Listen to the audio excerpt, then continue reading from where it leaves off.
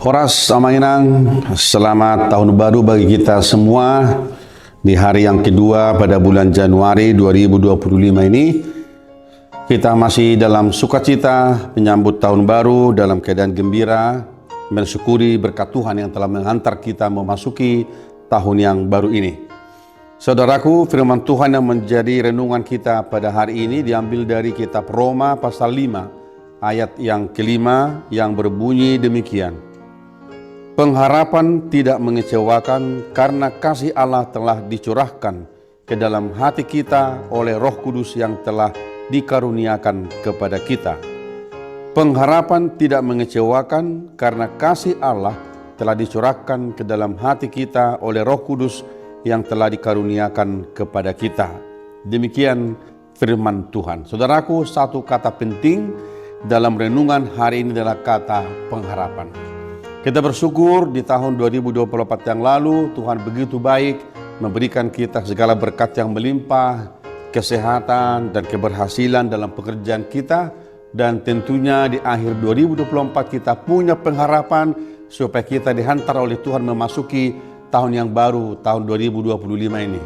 Saudaraku, kita bersyukur dan kita bersukacita menyambut berkat Tuhan yang telah menghantar kita boleh memasuki tahun 2025 ini. Tentu di tahun yang baru ini kita juga punya banyak harapan, cita-cita, impian kita supaya tahun ini menjadi tahun berkat bagi kita semua. Hari ini kita mendengarkan firman Tuhan dari Roma 5 ayat 5 ini.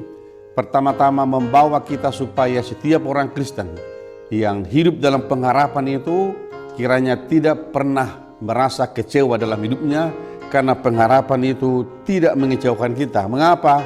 Karena kasih Allah telah terlebih dahulu diberikan kepada kita. Saudaraku, kasih Allah itu telah nyata dalam diri kita melalui kelahiran Tuhan Yesus Kristus yang sudah kita rayakan pada perayaan Natal pada Desember yang lalu.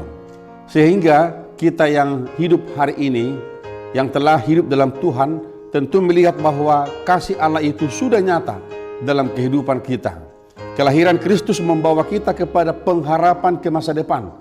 Sehingga ketika kita melangkah hari ini, memasuki tahun yang baru ini, apapun cita-cita kita, apapun harapan kita, mari letakkan di hadapan Tuhan dan kita terus berdoa, memohon kepada Tuhan supaya apa yang kita cita-citakan itu boleh terjadi seturut dengan kehendak Tuhan. Saudaraku, mari belajar melihat bagaimana rencana Tuhanlah yang paling indah dalam kehidupan kita. Firman Tuhan berkata bahwa aku tahu rencana apa yang ada padaku mengenai kamu, bukan rancangan kecelakaan tetapi rancangan damai sejahtera yang memberikan kepadamu hari depan yang penuh harapan. Sehingga orang percaya itu selalu melihat bahwa hidupnya ada dalam rencana Tuhan, bukan dalam rencana kita.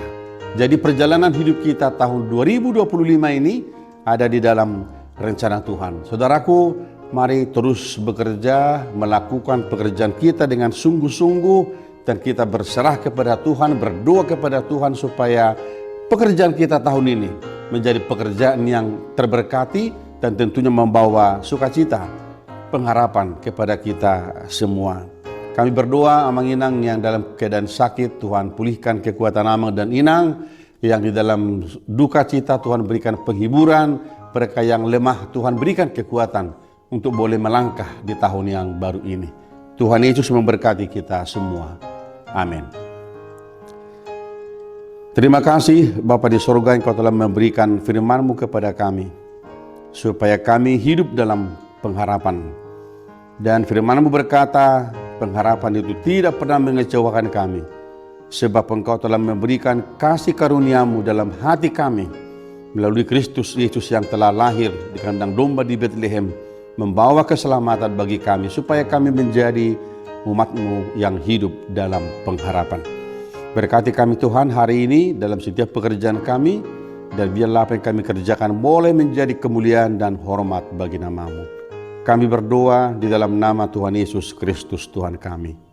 Anugerah dari Tuhan kita Yesus Kristus, kasih setia dari Allah Bapa dan persekutuan dengan Roh Kudus menyertai saudara-saudara hari ini sampai selama-lamanya. Amin.